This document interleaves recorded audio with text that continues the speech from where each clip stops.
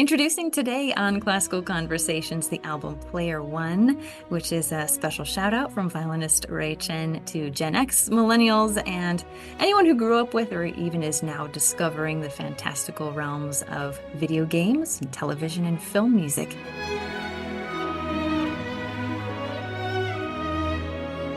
We've got Ray here for more details, so let me start with a warm welcome and thank you, Ray, for taking a couple minutes with us. Thank you so much for having me. Excited to talk more. You've got this really catchy album tagline going that says, "He is player one, and you, the listener, are player two. Are you ready?" So I'd be happy to indulge as player two. I'm ready to go. Where's this album taking us? Well, this album Player One is really about the journey that we've all been through, right? Like thinking back to the first time when we might have heard some of these tracks, like many of these tracks are going to be very, very familiar. Like we've got everything from like Pokemon, like Pallet Town. That was like something from Game Boy.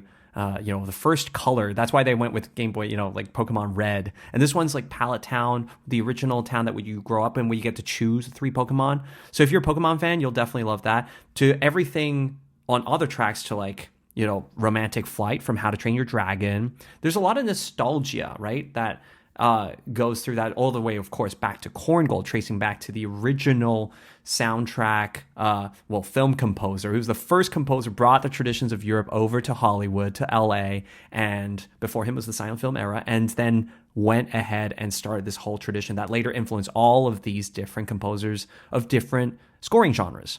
So that's really what the album is in a nutshell. It's kind of like this meta reference to, of course, gamers and gaming, but it's also like the journey that we all shared from like the first 8-bit melody, maybe of Pokemon, to now a fully orchestrated rendition, an arrangement of the same melody. That growth is something that I think we've all experienced over the years. And it should be recognized and celebrated. For sure. And I feel like with this music, I felt like you were speaking directly to me. And I was so excited to see that Pokemon, like you mentioned. I know my brothers collected Pokemon growing up. I'd always look over their shoulder. And I just learned how to play the actual card game recently, like a couple of weeks ago. Oh, wow. I still have the cards, but I don't know how to play the card game.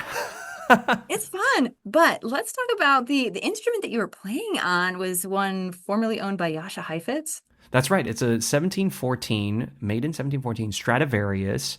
It's called the Dolphin. It has a nickname. All the famous Strads have nicknames. This one is a very playful nickname. The Dolphin, as it implies, its sound and characteristics do sound like that, but it also, as you mentioned, sounds like its former, custodian, Jascha Heifetz, who owned the instrument for many decades.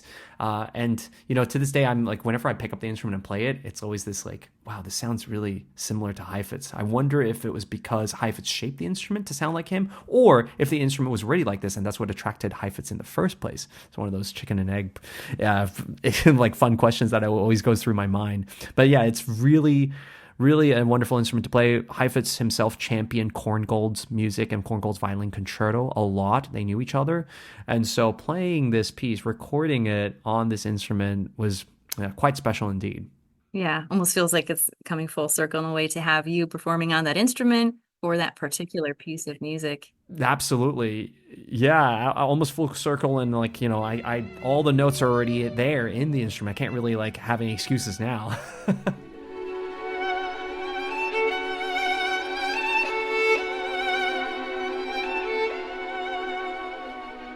What about the rehearsal process? What was it like, and the journey with the Royal Philharmonic Orchestra bringing this whole album to fruition?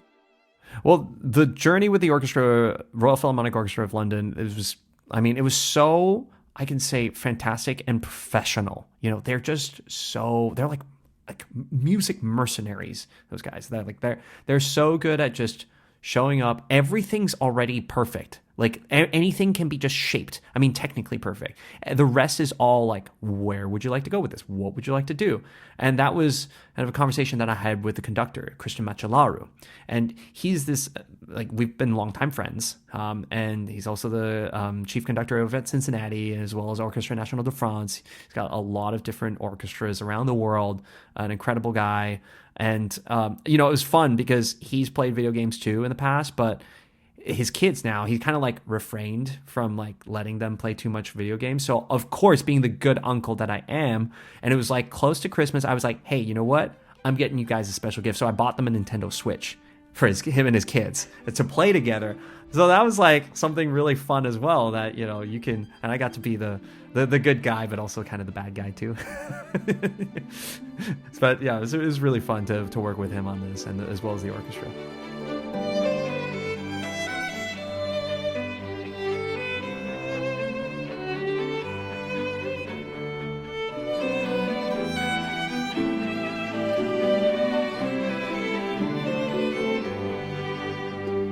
Well, I was looking over the album cover as well. We've got four different photos of you, kind of capturing different guises and aspects of your life, not only as a musician and a gamer, but also a social media influencer. If you want to talk a little bit about that part of your life. Yeah, absolutely. So the album cover, is the artwork there is incredibly meta. It's like associating the four different sides of me, of the different Rays that people have come to know over the past few years. Starting with the the guy holding the violin, that's the concert violin Ray. But then there's also like immediately to this left is the Game Boy holding Ray, which is the gamer Ray. That, I mean, if you had seen my live streams, especially during the pandemic, one would know that I love games. That was like really the first time when I felt like it was appropriate to share, because this is also another thing with social media. It's like we choose what to share, but sometimes how it's received can be, you get a little nervous about that. It's like, hey, people are here for me to play violin, but would they also be here for me to play video game, or do they care about my interests? Luckily, it seems like the audience that have been supporters of mine, they really, in my community, are like you attract the same type of people. That's the beauty of social media. So it's like, for me, it's all these people who are like basically the same type as me, like very much about self-improvement. It's very much about like how can I level myself up, but then also like experience and have fun with the journey. And we all love video games. And so it's like this, it's great. Now it's like this amazing feeling of, oh, I'm just like feeling so comfortable to share who I am, because it's who you are as like people who are interested in me. So that's been really fun to share with people. But then there's also the content creator Ray, which is like through content we've been able to share that. And then there's like the guy with the red background. That's a newer me. That's sort of like the more entrepreneur, like building. It's like, it looks a little more serious, because it's like also been the newest me that I'm going to be able to eventually mellow out into. But this is the side of me that is building the app, that I've had to now become, a leader of sorts, of a founder and a leader, and someone that, it's not just where my talent as a musician was going to get me through. I have to host, meetings, and, be able to do production timelines for different projects and initiatives. Like, that's a very different side of me that I didn't have before, but it's one that now that I want to share with people. That it's an incredible journey, and it's also all these different sides of me have come back to influence and inspire the music as well.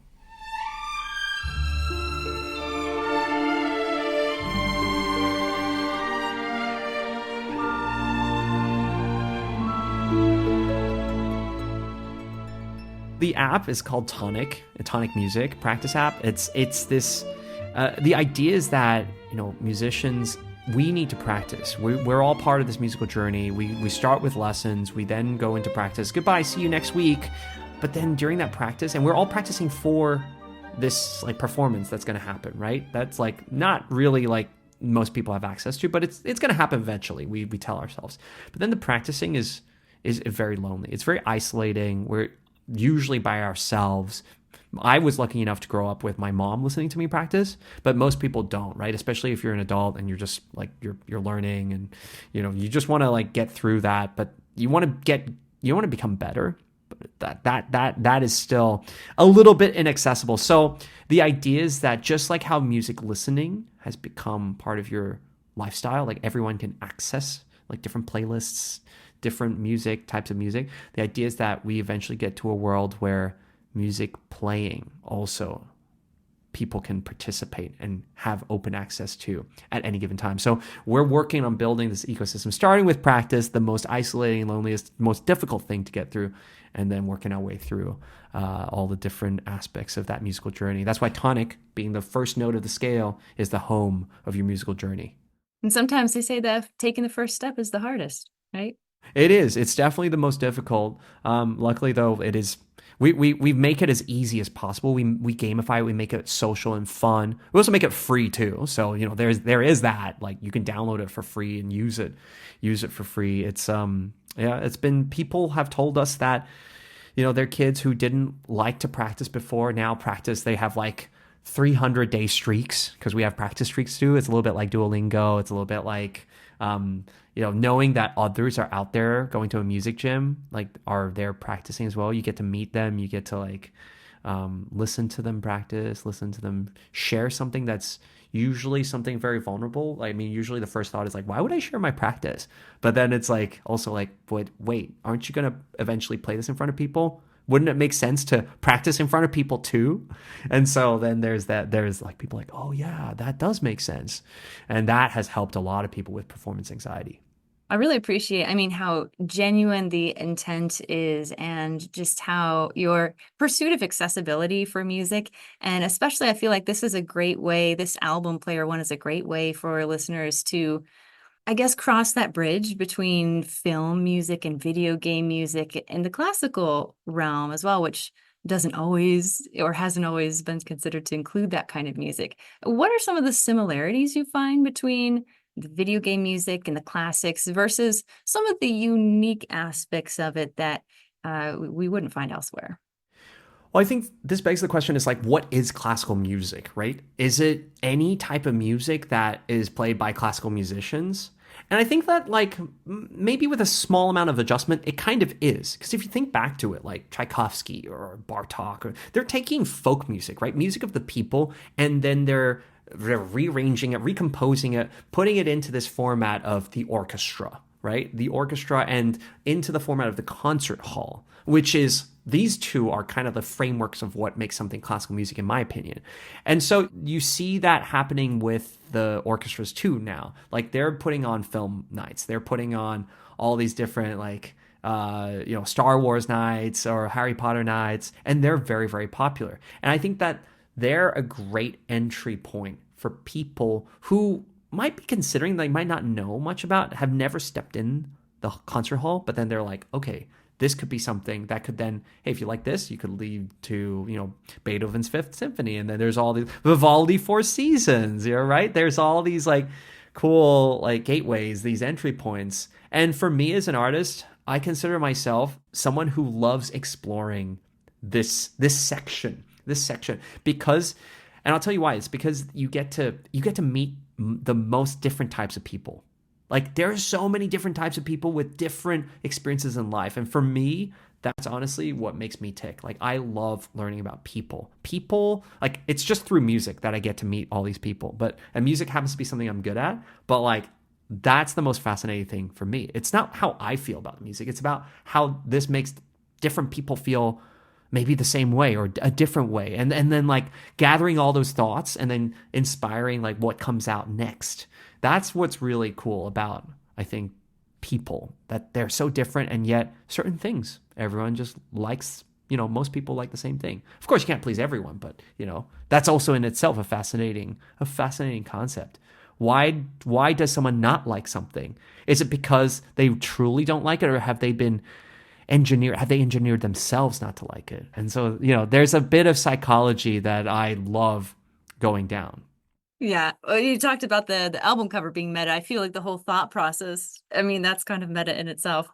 I'm a pretty meta person. I'm very much like about, like, I love the journey of, like, awareness and, like, how the world has moved towards a better place in terms of that. Like, many people now have had more time to think about that. When people ask me, like, what's the thing that you've learned the most? I think it's honestly awareness of yourself, like knowing who you are and what triggers you, why you react to certain things a certain way, but then also knowing others, awareness of other people, like how they, like how you're going to respond to them, right? Between the two, how you fit into each other.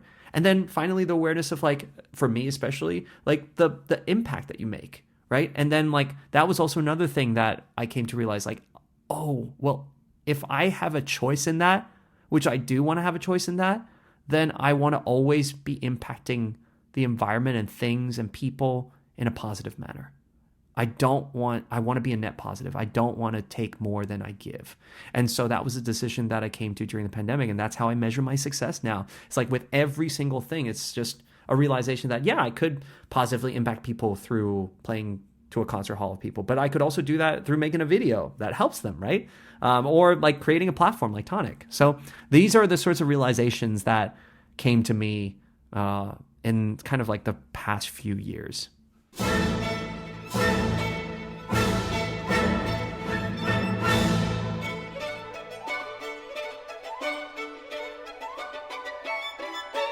We'll let you go here, but is there anything else that you did especially want to mention before we part ways for the day? Well, no, just a big thank you. Thank you to you, and thank you to all the listeners for supporting me, and also for, trying out new different things. Like, you might be someone who's trying out classical music for the first time, but you might also be someone who's listened to classical music all your life, and now you're trying out this different type of genre, right? Like this different type of track that's now appearing on my album. But whatever it is, I just hope that there can be more understanding as well. Like, you get to live in each other's shoes. I mean, how cool is that? We only have one life, but only through understanding do we get to live multiple lives. So I think that that's important.